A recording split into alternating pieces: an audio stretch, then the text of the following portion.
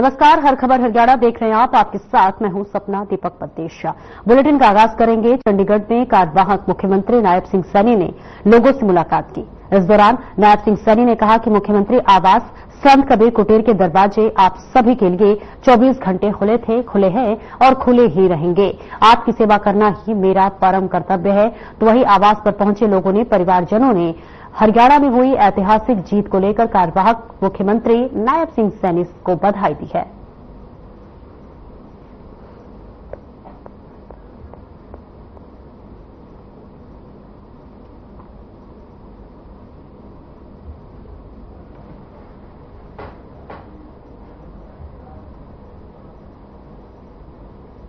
और प्रदेश की नई सरकार का 17 अक्टूबर को शपथ ग्रहण समारोह होने जा रहा है। इसको लेकर हरियाणा के कार्यवाहक सीएम नायब सिंह सैनी ने कहा कि हरियाणा की जनता में उत्साह है, क्योंकि बीजेपी लगातार तीसरी बार सत्ता में आई है। भारतीय जनता पार्टी के तमाम कार्यकर्ता और हरियाणा प्रदेश के 2 करोड़ 80 लाख लोगों के बीच में एक बहुत बड़ा उत्साह और जोश का माहौल है।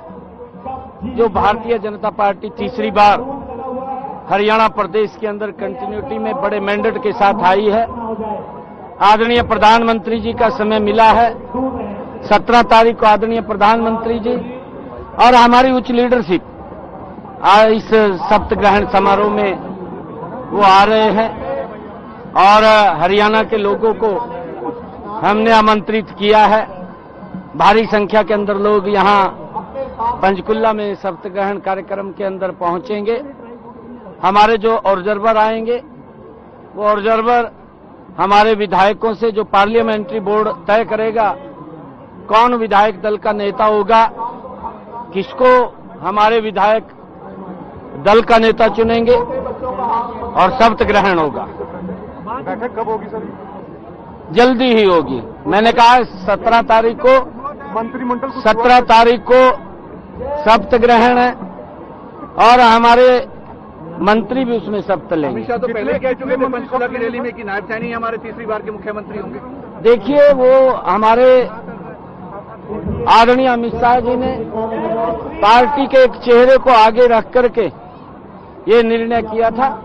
हमारे विधायक दल नेता को चुनेंगे, उसके बाद ये सब प्रक्रिया चलेगी। और वहीं कांग्रेस के राज्यसभा सांसद रणदीप सुरजेवाला ने कैथल की नई अनाज मंडी में प्रेस कॉन्फ्रेंस की। इस दौरान उन्होंने प्रदेश सरकार पर जमकर निशाना साधा। उन्होंने कहा कि ना तो भाजपा सरकार धान की खरीद कर रही है और न ही किसान को मिल रहा न्यूनतम समर्थन मूल्य।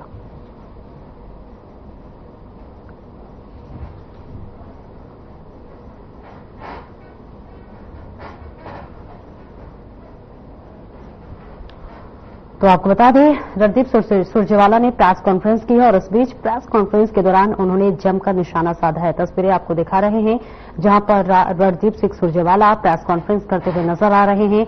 और इसी के साथ साथ आपको बताते चले, उन्होंने जमकर बीजेपी सरकार को घेरा और इसी के साथ साथ आपको बता दें, तमाम तरह की बातों का जिक्र करते हुए उन्होंने जमकर निशाना साधा है। प्रदेश सरकार पर उन्होंने जमकर निशाना साधा है और इसी के साथ साथ वो एक वीडियो भी दिखाते हुए नजर आ रहे हैं, जिसके जरिए वो बीजेपी सरकार पर तंज कसते हुए नजर आ रहे। धान खरीद को लेकर उन्होंने जमकर बीजेपी सरकार पर निशाना साधा है। प्रदेश सरकार को आड़े हाथों लेते हुए जमकर तंज कसा। ऐसा है, इनकी मशीनें त्रुटिपूर्ण हैं और जानबूझकर मैं इल्जाम लगाता हूं। किसान और आड़ती की लूट का धंधा है।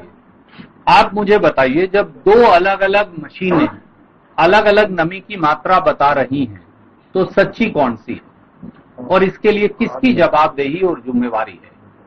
आप स्टैंडर्डाइज नमी मानक की मशीनें क्यों नहीं बना सकते?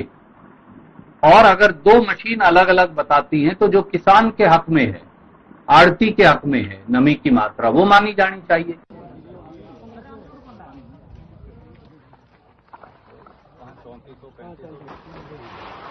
4000 वाली 2700 होने वाला कोई है, कहाँ जाएगा किसान? और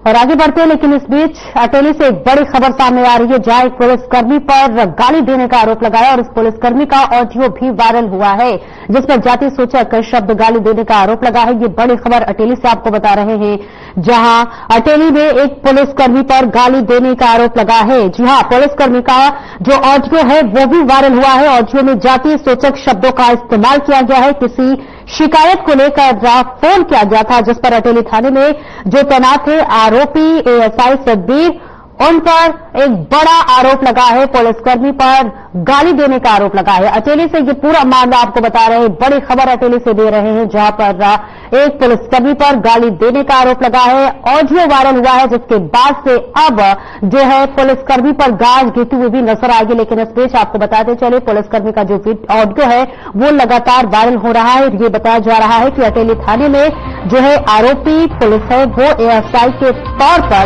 तैनात है।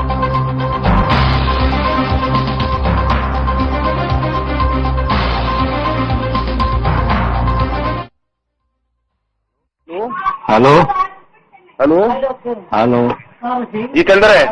हाँ जी, अरे आवाज नहीं आती क्या? आ रही है जी। अटली थाने से बोल रहा हूँ, एएसआई सतबीर। हाँ जी, 2 बजे आ जाओ, अपने 2-4 आदमी लेकर, ठीक है? क्या बात जी? 2 बजे थाने में आ जाओ, अपने 2-4 आदमी ले आइए, अकेले साथ में। सर मैं तो बाहर गया हुआ हूँ। कहाँ गया है? मौत हो गई, वहाँ आ रहा था मैं अपने सुसाइड में। कब आओगा बता? मैं आऊंगा परसों जी। परसों आऊंगा? हाँ जी। सुसाइड में कोई मौत पर क्या करे? ना जी, वो काम भी था कि नहीं, वो दाग दुख लग जाएगा जब आऊंगा मैं, उसके बाद फिर दाग में 3 दिन डेड बॉडी को धरेगा, क्या करे? दाग लगा जी। कल रिश्तेदार नहीं आए, बाहर से रिश्तेदार भी आऊंगे जी। हरियाणा की चीज जात है।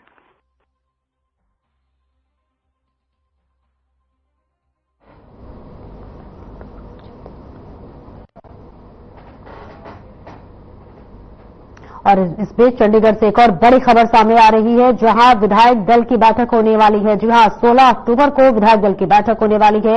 ये बड़ी खबर चंडीगढ़ से दे रहे हैं, जहां बैठक में चुना जाएगा विधायक दल का नेता। सैनी को विधायक दल का नेता चुना जाना तय माना जा रहा है और इसी के साथ साथ बीजेपी के केंद्रीय पर्यवेक्षक इस बैठक में शामिल होंगे। मोहनलाल बडोली द्वितीय बीजेपी विधायकों को निर्देश। 16 और 17 अक्टूबर को चंडीगढ़ दे रहे विधायक। 17 अक्टूबर को नई सरकार का शपथ ग्रहण होने वाला है। उससे पहले 16 अक्टूबर को बीजेपी के विधायक दल की बैठक होने वाली है और बैठक में माना जा रहा है कि जो है सैनी को, यानी मुख्यमंत्री सैनी को विधायक दल का नेता। चुनाव से पहले भी बीजेपी ने ये साफ कह दिया था कि अगर बीजेपी जीतती है तो नायब सिंह सैनी ही मुख्यमंत्री होंगे। और इस बीच 17 अक्टूबर को बता दें नई सरकार का शपथ ग्रहण है, लेकिन इससे पहले एक दिन पहले विधायक दल की बैठक होने वाली है। विधायक दल के नेता चुने जाने वाले हैं और सीएम सैनी का नाम सबसे आगे, और सबसे आगे क्या, एक तरह से कहे तो तय माना जा रहा है कि सीएम सैनी ही विधायक दल के नेता होंगे।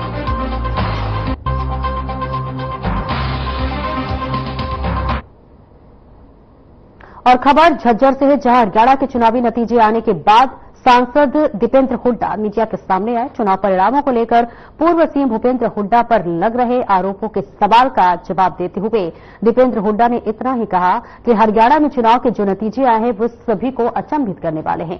कांग्रेस इन चुनावी नतीजों का गहराई से विश्लेषण कर रही है और इस बार में प्रदेश के 20 विधानसभा क्षेत्रों में ईवीएम मशीन पर सवाल उठाए जा रहे हैं। इस बारे में शिकायत भी मिली थी, जिनके बारे में कांग्रेस ने चुनाव आयोग को अवगत करा दिया है और कांग्रेस भी चुनाव आयोग के जवाब का इंतजार कर रही है।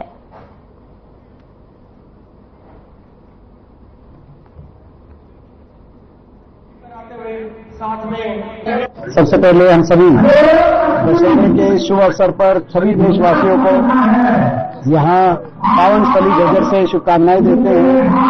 विजयदशमी का यह पर्व न्याय पर सच्चाई की जीत पर जीत का प्रतीक जो पर्व है, ये देशवासी हर्षोल्लास से मनाएं और भगवान प्रभु श्री राम की कृपा दृष्टि और आशीर्वाद पूरे देश पर, पूरे दुनिया पर बरसे, हर से बाहर व्यक्ति में बरसे और आने वाली दिवाली सबके लिए ढेरों खुशियां लेके आए।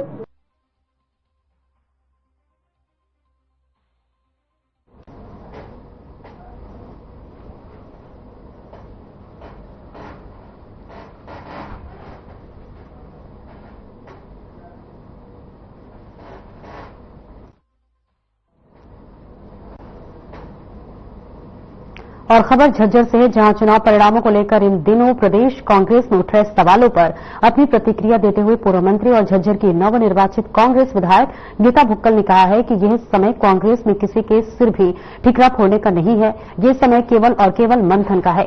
सभी को इस दिशा में मंथन करने की जरूरत है। कांग्रेस को सत्ता में लाने के लिए हर किसी ने संघर्ष किया है।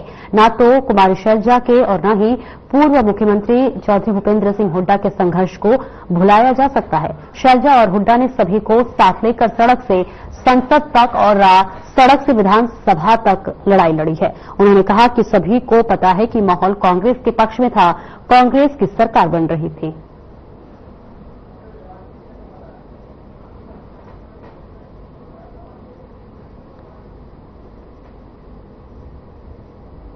जब प्रदेश में माहौल था, लगातार कई सालों से जिस प्रकार से बीजेपी से लोग नाराज थे, चाहे युवा है, किसान है, चाहे महिलाएं हैं, चाहे गरीब है, चाहे दलित या व्यापारी, कर्मचारी, टोटल इंफ्रास्ट्रक्चर जो हालात थे, बीजेपी कुछ अच्छी एडमिनिस्ट्रेशन नहीं दे पा रही थी और कांग्रेस पार्टी के पक्ष में पूरी तरह से माहौल था। सभी को ये लग रहा था कि पूरी तरह से कांग्रेस पार्टी की सरकार बनेगी। जिस तरह से मैं झज्जर की अगर बात करूं, सुबह 8 बजे टेबल पर हमारे पोस्टल बैलेट वोट्स रख दिए गए थे और रात 7 बजे तक भी उनकी पूरी गिनती नहीं हो पाई। और सभी क्षेत्रों में यही है कि जो ईवीएम मशीनरी को लेकर 99% बैटरी मतलब जिस दिन वोटिंग हुई है और काउंटिंग तक भी सेम बैटरी थी।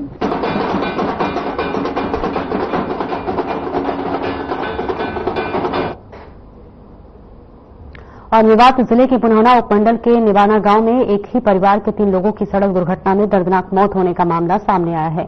बताया जा रहा है कि एक ही परिवार के 3 लोग पुनौना से दशहरा देखकर घर लौट रहे थे और जैसे ही वे पटपट बास गांव के पास पहुंचे तो सामने से आ रहे एक ट्रैक्टर ने उनकी बाइक को टक्कर मार दी, जिससे बाइक पर सवार एक ही परिवार से 2 सगे भाई और एक बच्चे की मौके पर ही मौत हो गई। बता दें, जबकि हादसे में एक बच्चे के घायल हो गई है, जिसका इलाज चल रहा है। बताते चले, हादसे की सूचना पाकर पुलिस मौके पर पहुंची और शवों को पोस्टमार्टम के लिए मांडी खेड़ा पहुंचाया और आगामी कार्रवाई में जुट गई है। तो वहीं पीड़ित परिजनों ने सरकार से आर्थिक मुआवजे की मांग की है ताकि मृतकों के परिजनों का गुजारा हो सके।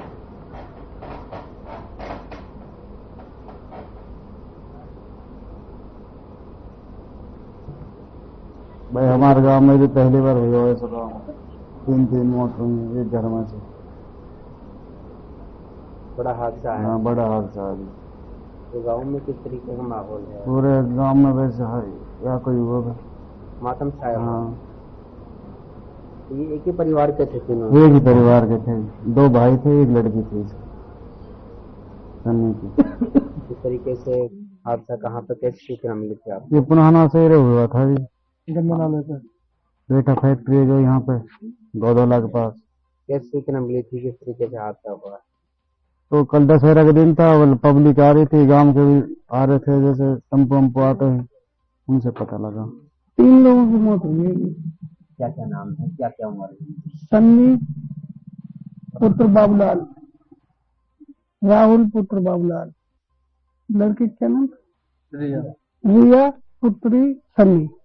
3 लोगों की मौत हुई है। कैसे सूचना मिली थी कि हादसा हो गया है? सूचना ऐसे मिली थी कि बाइक आते जाते हैं गांव से, बाजार से गांव वाले लोग, उन्होंने बताया कि एक्सीडेंट रोड पे हो गया है। फिर यहाँ से भाग के गए लोग, कुछ परली साइड से भी आ रहे थे, तो ऐसे सूचना मिली। कहाँ से लौट रहे? पुनौना से मेला देख कर। हादसे में क्या क्या लगते हैं आपके? मेरे भाई हैं जी। किस तरीके से हादसा हुआ? कितनी उम्र है? कहाँ पे हादसा? ये जी पटपड़वास के यहाँ, ये यहाँ हो जाता है गंदा नाला जो वहाँ पे। मौके पे ही मौत हो गई थी या फिर हॉस्पिटल में दम तोड़ा? हुआ कि तो मौके पे ही मौत हो गई। कम से कम 1 घंटे तक पड़ रहे, किसी ने उठाई ना हो। क्या क्या नाम है मरने वाले? सन्नी है जी, राहुल है और रिया है। एक रिया, एक घायल है रिया।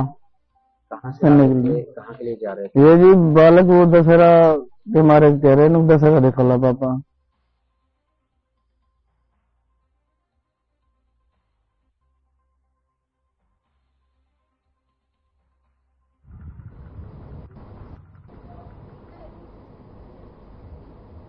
और दशहरे के दिन बहादुरगढ़ में दर्दनाक हादसा हो गया। यहां रावण दहन कार्यक्रम देखने जा रहे दादी पोते की ट्रेन की चपेट में आने से मौत हो गई। जीआरपी बहादुरगढ़ ने पोस्टमार्टम की कार्रवाई शुरू कर दी है।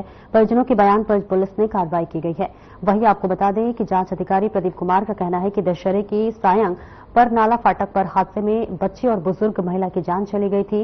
इस मामले में नियमानुसार कार्रवाई की जा रही है और एक ही समय में हुई 2 मौतों से नन्ही के परिवार में मातम छा गया है।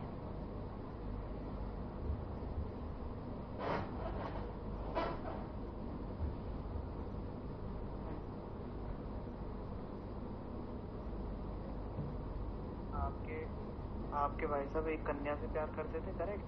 उन्होंने उस कन्या को पाने के लिए पूरा संवार रखे, ठीक है ना? आप समझना मेरी बात, ठीक है ना? अब सीधी बात है भाई, भगवान तो सब जानता है सही क्या है गलत क्या, कौन किसके लिए बढ़िया है कौन किसके लिए बेकार है, ठीक है ना? अब ये कल शाम को हमारे पास फोन आया था और फोन से इत्तला मिली थी कि एक लेडीज और एक बच्चा ट्रेन की चपेट में आ गया। तो हम मौके पर गए थे तो हमने देखा कि एक औरत थी जो करीबन 69 साल की थी और एक बच्चा था जो 3 साल का था।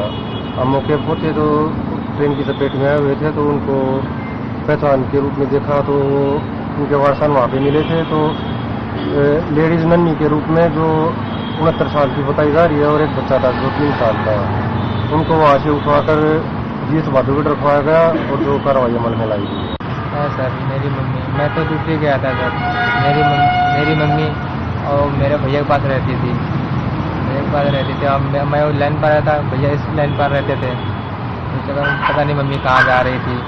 दोपहर में तो गई थी, भैया से मिली, मैं तो था नहीं, मेरे को पूछ भी रही, मेरे को मिली नहीं थी। मैं ड्यूटी आया, बाद में घर वापस चली गई थी रूम पे जाने के बाद में फिर से आ रही होंगी वापस, बता रहे थे लड़के, पता नहीं। उसके बाद में पता चला कि मेरी मम्मी है। मेरी छुट्टी तो हो गई थी 5 बजे, ट्रेन रुकी, मुझे नहीं पता चला कि मेरी माँ है। मैं आया, उसके बाद में देखा कि मेरी माँ ही थी। उसके बाद में फोन किया तो वो आए। मैं तो ड्यूटी गया था, मेरे को पता नहीं था माँ और मेरा बेटा निकले होंगे, पता नहीं, मेला देखने के चक्कर में कि सिस्टर लोग कहाँ जा रहे थे और उस टाइम हो गया, दोनों तरफ से ट्रेन आ गई, इसी जगह हो गया। बेटे का क्या नाम था? कितने साल का था? 3 साल का। और आपकी जो माँ है वो कितने साल की थी? 70 से ऊपर है।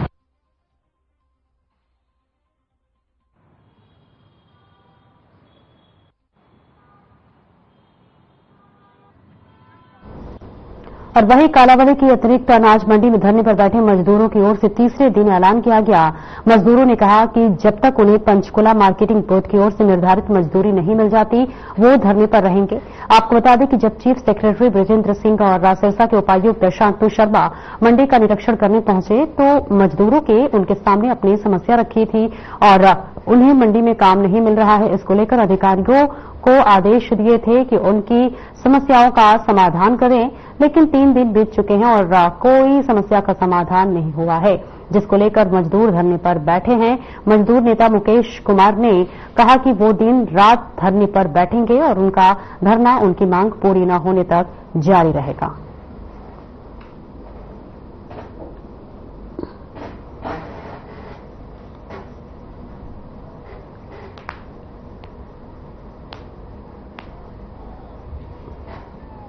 अभी तक आए थे वो हमारा, हमने उनकी सारी समस्या बता दी भी ये समस्या है और वो आदेश भी दे के गए थे, एसडीएम को भी देश दे गए थे, सेक्रेटरी को भी देश दे गए थे भी इनकी समस्या का हल होना चाहिए। मगर अभी तक हमारे पास ना कोई अधिकारी आया और ना हमारी समस्या का कोई हल किया जा रहा है। तो आप कब तक यहाँ धरने पे बैठने वाले हैं? हम अब यहाँ धरने पे दिन रात निश्चित काल हमारा धरना चलेगा। हम यहाँ जब तक बैठेंगे जब तक हमारे मजदूरों को भी यहाँ पे काम नहीं मिलता और सही जो मार्केटिंग बोर्ड से मजदूरी आती है वो नहीं मिलती, तब तक हम यहाँ पे बैठेंगे।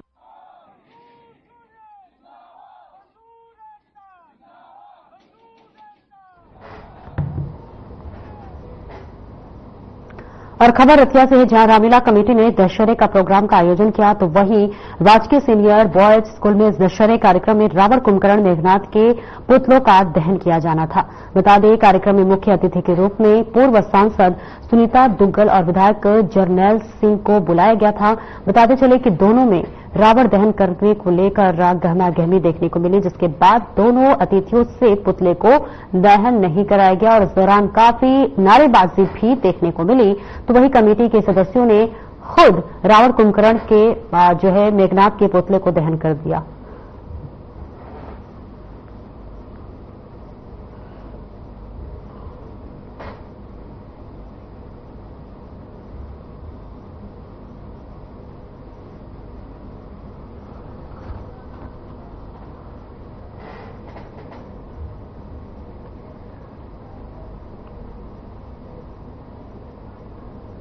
और बुराई पर अच्छाई की जीत का दशहरा पर्व हरियाणा के महेंद्रगढ़ में धूमधाम से मनाया गया।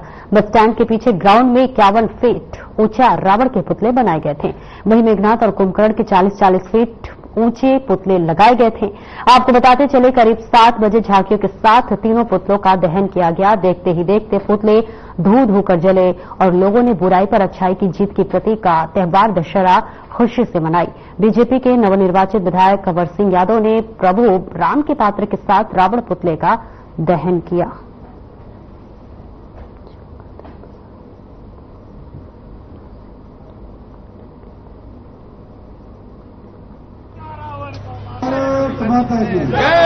आज भाई ललित ने ठीक कहा, थाना कमेटी के प्रधान भाई सुरेंद्र जी बंटी, भाई हरि सिंह जी और ग्रामीण कमेटी के सभी माननीय सदस्य पदाधिकारी। आज ठीक है कि जिस तरह से पुण्य और पाप की लड़ाई है, धर्म और धर्म की लड़ाई है, जिस तरह से अधर्म का जिस तरह से बढ़ा, तो उसी हिसाब से उसका अंत करने के लिए से अवतार भगवान राम ने जन्म लिया और इस पापी का नाश करने के लिए आज आप हमने देखा होगा।